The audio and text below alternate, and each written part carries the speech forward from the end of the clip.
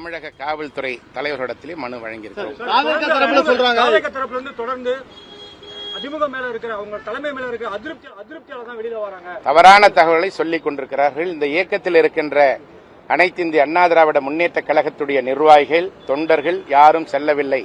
மாறாக தாவேக ஆட்சியால் விலை பேசப்பட்ட 6 சட்டமன்ற உறுப்பினர்கள் மட்டுமே இதுவரை சென்றிருக்கிறார்கள் என்பதை இந்த நேரத்தில் நான் தெளிவாக சொல்கிறேன். எம்எல்ஏக்களும் கடுமையான ஒரு குற்றச்சாட்டை எடப்பாடி பழனிசாமி அவர்கள் மேல வச்சிருக்காங்க. நாங்க குதிரை பேரத்துல வரல, நாங்களா விருப்பப்பட்டு தான். அது வெளியே சொல்லுகின்ற வார்த்தை. உள்ளே என்ன நடந்தது என்பது நாட்டு மக்களுக்கும் நன்றாக தெரியும். அனைத்து இந்திய அண்ணா திராவிட முன்னேற்ற கழகத்தினுடைய நிர்வாகிகளுக்கும் தெரியும். அவர்களை தேர்ந்தெடுத்த தொகுதி மக்களுக்கும் நன்றாக தெரியும். சொல்றாங்க கழுதை பேரமும் இல்ல, யானை பேரம் இல்ல, குதிரை பேரமும் இல்ல. அது அவருடைய ஆட்சியை காப்பாற்றிக் கொள்வதற்காக அவர்கள் சொல்லுகின்ற ஜாலை வார்த்தைகள்.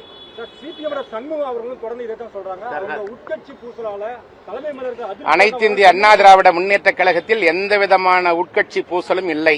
இந்த இயக்கத்தினுடைய பொதுச் செயலாளர் அண்ணன் எடப்பாடியார் தமிழகத்தில் இருக்கின்ற அனைத்து மாவட்டத்துடைய நிர்வாகிகளையும், மாநில நிர்வாகிகளையும், சட்டமன்ற உறுப்பினர்களையும், நாடாளுமன்ற உறுப்பினர்களையும் தொகுதி வாரியாக அழைத்து, மாவட்ட வாரியாக அழைத்து ஆலோசனை நடத்தி கொண்டிருக்கிறார். இந்த இயக்கம் அண்ணன் எடப்பாடியார் தலைமையில் கட்டுப்பட்ட ஒரு இயக்கமாக இன்றைக்கு தமிழகத்திலே பரிணாமம் செய்து கொண்டிருக்கிறது. இந்த இயக்கத்திலே எந்தவிதமான உட்கட்சி பூசலும் இல்லை என்பதை தெளிவாக இந்த நேரத்திலே தெரிவித்துக் கொள்கிறேன். எந்த காலத்திலேயும் இந்த குற்றச்சாட்டில் எந்தவிதமான உண்மையும் இல்லை. அனைத்து இந்திய அண்ணா திராவிட முன்னேற்ற கழகம் திமுக என்ற தீய சக்தியை எதிர்த்து உருவாக்கப்பட்ட இயக்கம் என்பதை நாங்களும் அறிவோம். பொதுச் செயலாளர் அவர்களும் பலமுறை எடுத்து சொல்லியிருக்கிறார்கள். எந்த ஒரு காலகட்டத்திலேயும் திராவிட முன்னேற்ற கழகத்தோடு எந்த விதமான பேச்சுவார்த்தையும் நடத்தவில்லை என்பதை இந்த நேரத்தில் நான் ஆணித்தரமாக சொல்லிக்கொள்ள கடமைப்பட்டிருக்கிறேன். இது சம்பந்தமாக எங்களுடைய கழகத்தினுடைய வழக்கறிஞர் பிரிவு செயலாளர்கள் விளக்கமாக பதில் சொல்வார்கள். அதாவது இந்த விஷயமா, அதாவது அவதூறு அப்படிங்கிறது இல்ல. பழனி கோயில் விவகாரத்துல பத்திரப்பதிவு நடந்தது உண்மை, அங்கு தவறு நடந்து விட்டது தானே அமைச்சரே சொல்லியிருக்காரு. அப்படி இருக்கும்போது அது தொடர்பாக கருத்து தெரிவிப்பவர்கள் மீது அது டெஃபமேஷனா இருந்தா என்னன்னா, டெஃபமேஷன் கேஸ் தான் போட முடியும். போலீஸ்ல கம்ப்ளைண்ட் கொடுத்து அடியாள் மாதிரி போலீஸை பயன்படுத்தக்கூடாது. இப்போ இதுல கூட சென்னை சைபர் கிரைம் பிரான்ச்ல ஒரு கேஸ் ஃபைல் பண்ணிருக்காங்க. அது தொடர்பா உயர்நீதிமன்றத்தில் நாங்க ஒரு வழக்கு தொடர்ந்து முன்ஜாமீன் வழக்கு தொடர்ந்து இருக்கோம். நாங்க என்ன சொல்ல வரோம் அப்படின்னா, அது டெஃபமேஷன்னா யார் மேல டெஃபமேஷன், மந்திரி மேல டெஃபமேஷன்னா அவர் தான் கம்ப்ளைண்ட் கொடுக்க முடியும், அவருடைய பிஏ எல்லாம் கொடுக்க முடியாது. இது லீகல் பாயிண்ட். அப்போ தூய சக்தின்னு சொல்றாங்க. உங்க மேல தவறு இல்லைன்னா நீதிமன்றத்தில் வழக்கு தொடுங்க, டெஃபமேஷன் கொடுங்க. ஏன் போலீஸை அடியாள் மாதிரி பயன்படுத்துறீங்கன்னு சொல்றோம். ஒன்னு. இன்னொன்னு குதிரை பேரம் நடக்கவே இல்லை அப்படின்னு சொல்றாருல்ல. குதிரை பேரம் நடந்திருக்குன்னு ஒரு வழக்கு நடந்துட்டு இருக்கு பாத்தீங்களா, ட்ரிபிளிகேன்ல. நேத்து கூட பத்திரிகையாளர் எல்லாம் கைது செய்திருக்காங்க. நான் சொல்றேன், அந்த வழக்கை எப்படி நடத்த முடியும்? இப்போ குதிரை பேரம் யார பேசினாங்க, தாவேக எம்எல்ஏ பேசினாங்கிறது ட்ரிபிளிகேன் போலீஸ் ஸ்டேஷனோட வழக்கு. அந்த வழக்கு எப்படி தமிழ்நாடு போலீஸே விசாரிக்கும்? இப்போ ஒரு லீகல் பிரின்சிபல் இருக்கு. அதாவது no man should be a judge in his own case அப்படின்னு ஒரு பிரின்சிபல் இருக்கு. என்னோட வழக்குல நானே நீதிபதியா இருக்க முடியாது. அப்போ இந்த வழக்கு தாவேக்காவே விலை பேசினாங்கிற வழக்கு, குதிரை பேரம் ஒண்ணு இருக்கு. உண்மையா? அப்ப அவ்வாறு பேசியவர்கள் மீது விசாரிக்கிற வழக்க எப்படி அவருடைய முதலமைச்சர் தாவேக்கா அரசுடைய காவல்துறை எப்படி விசாரிக்கும்? அப்ப அந்த வழக்கை சிபிஐ கிட்ட கொடுக்கணுங்கிறது எங்களுடைய நிலைப்பாடு. இப்ப குதிரை பேரம்னு ஒண்ணு இருக்குங்கிறதே அரசு ஒத்துக்குது, அப்படிதானே? ஏன்னா ட்ரிபிளிகேன்ல ஒரு கேஸ் ரெஜிஸ்டர் பண்ணிருக்காங்க.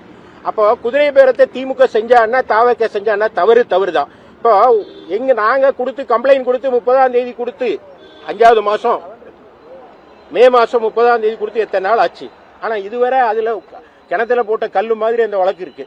அப்போ குதிரை பேரம்ங்கிறது எந்த வடிவில் நடைபெற்றாலும் அதை விசாரிக்கிறது தூய அரசாங்கம். ஏன் பயப்படுறீங்க? எங்க கேஸை மட்டும் ஏன் இன்னும் விசாரிக்கவே இல்லைங்கிறதா எங்களுடைய கேள்வி. எனவே அவ்வாறு விசாரிக்காத போது, இப்ப ஏற்கனவே விஜிலன்ஸ்ல நாங்க கொடுத்த கம்ப்ளைண்ட்ல ஒரு பிரிலிமினரி என்கொயரி நடத்தப்பட்டிருக்கணும். இதுவரை நடத்தல, எங்களுக்கு தகவலும் கொடுக்கல. அப்படி இருக்கும்போது நாங்க நீதிமன்றத்தை நாட வேண்டியிருக்கு. அதற்கு முன்பாக மாநிலத்தினுடைய தலைமை அதிகாரிங்கிறவர்களை டிஜிபி கிட்ட கொடுத்திருக்கோம். இதே மாதிரிதான் நேரு வழக்குக்கு டிஜிபி கிட்ட தான் கொடுத்தோம். நீங்க நடவடிக்கை எடுங்கன்னு சொன்னா நடவடிக்கை எடுக்கல, நீதிமன்றத்தை நாடணும். இப்ப வழக்கு போட்டிருக்காங்க.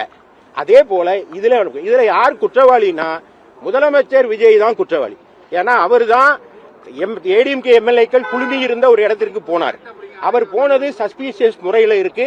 அவர் அங்க சில சைகைகளை காமிச்சாரு, சில ஆசை வார்த்தைகளை சொன்னார்னு கூறப்படுது.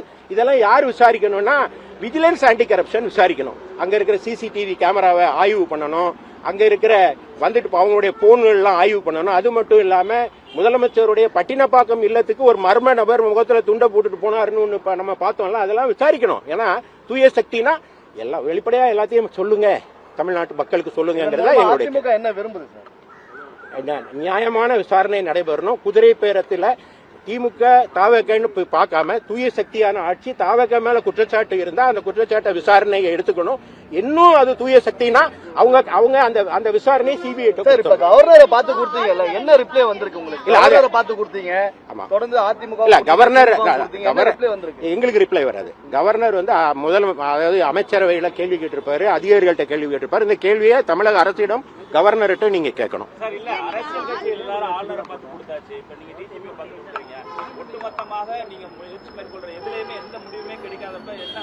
நீதிமன்றம் நிச்சயம் நீதிமன்றம் தலையிடும். உங்களுக்கு நீதிமன்றத்திற்கு போறதுக்கு முன்னாடி புதிய அதிகாரிகள்ட்ட மனு கொடுக்கணுங்கிறது. கவர்னர்கிட்ட கொடுத்தது குதிரை பேரம் பொதுவானது, விஜிலன்ஸ்ல கொடுத்தது விசாரணை பண்ணணும்னு ஒரு அமைப்பிட்ட கொடுத்திருக்கோம். அந்த அமைப்பு செயல்படாத போது அதனுடைய தலைவர்கிட்ட கொடுக்கிறோம். இதுவரை யாருமே செயல்படாத போது நீதிமன்றம் நிச்சயம் அதுல தலையிடும். நீதிமன்றத்தில் அதை நாங்க கேட்போம். உங்க பொதுச்செயலர் என்ன விஷயங்களை சொல்றாரு இந்த குதிரை பேர விஷயமா? அதை ஏற்கனவே நாங்க சொல்லிட்டோம்ல. நன்றி.